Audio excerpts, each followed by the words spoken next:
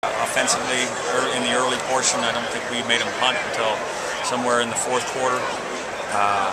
They were dominant, and we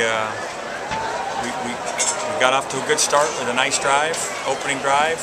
Unfortunately, we threw a pick instead of capitalizing with some field position to get a field goal there on the opening drive, and they went right back down the field.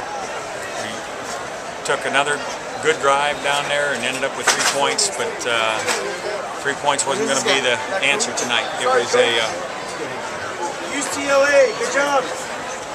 Appreciate it.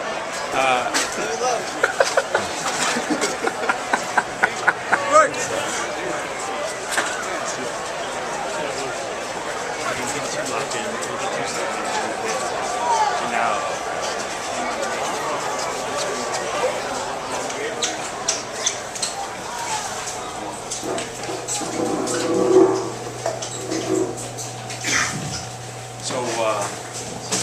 Obviously the game got out of hand.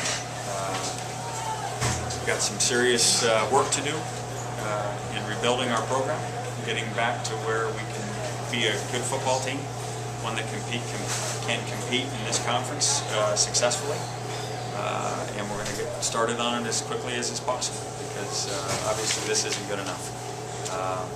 We've got to answer some tough questions as to what we're doing on both sides of the ball to make sure that we're putting our kids in positions where they can be successful. Questions? Rick, how much of this tonight was you guys and how much of it was just them? Well, they were terrific tonight on all cylinders. The pace of play and quarterback hitting almost everything. We're having a hard time keeping up. You've been in the league a long time. You ever seen teams look like this? That was impressive. I'll leave it at that. Yeah, that was impressive. Were they about as fast as you've seen in a while? All phases? Yeah, they played terrifically. Give credit where credit's due. What made their offense so hard to stop? Well,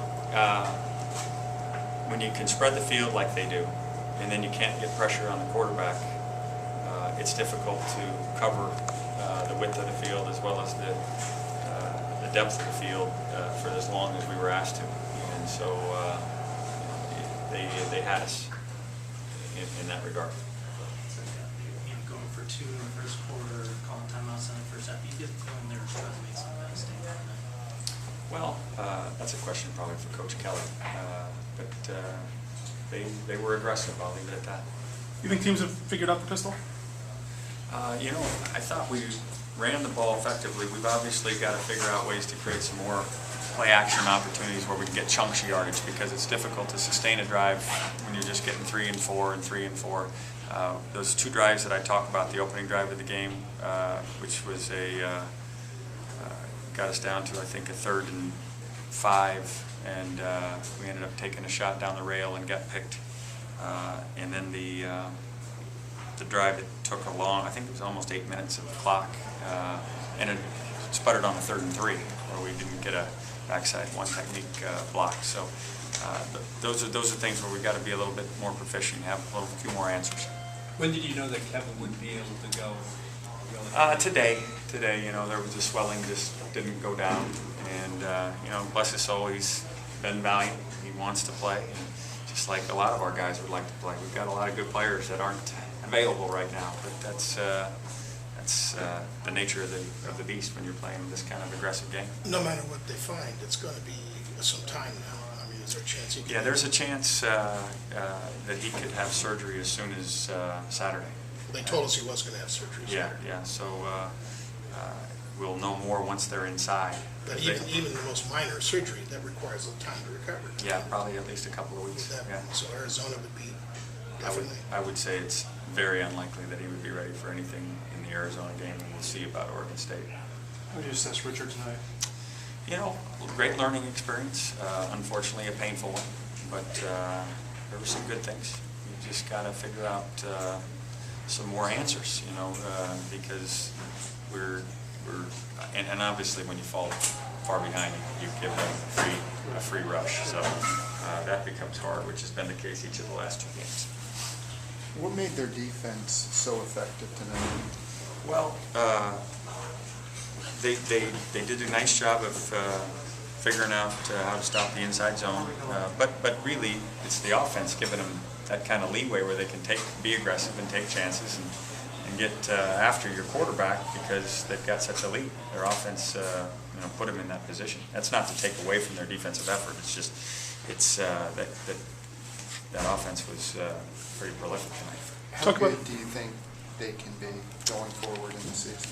Well, they're obviously very talented, and the offense is on all cylinders right now.